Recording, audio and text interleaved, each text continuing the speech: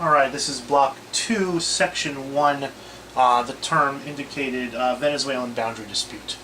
Venezuela was an independent country in South America in the 1890s. Guyana was, at the time, known as British Guyana. It was a British colony.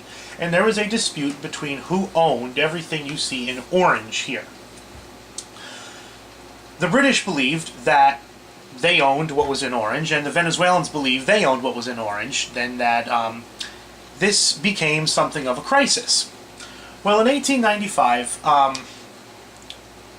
the United States, with its Monroe Doctrine in mind that the European powers could not interfere in Latin America, backed Venezuela against the British. And for a couple weeks in 1895, people, irresponsibly started talking about war with Britain and things like that. And but after a little while, the British kind of calmed down and said, "Okay, we're gonna subject this to international arbitration."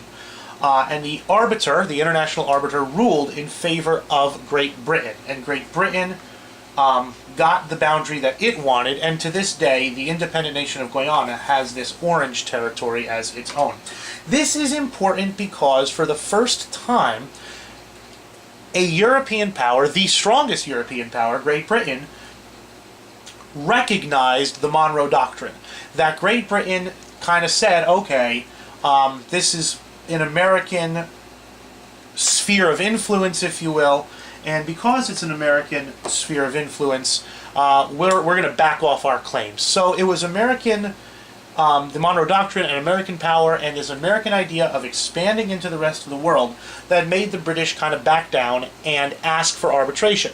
The fact that they won the arbitration is kind of inconsequential to the fact that it was an example of a European power accepting American dominance in the Caribbean.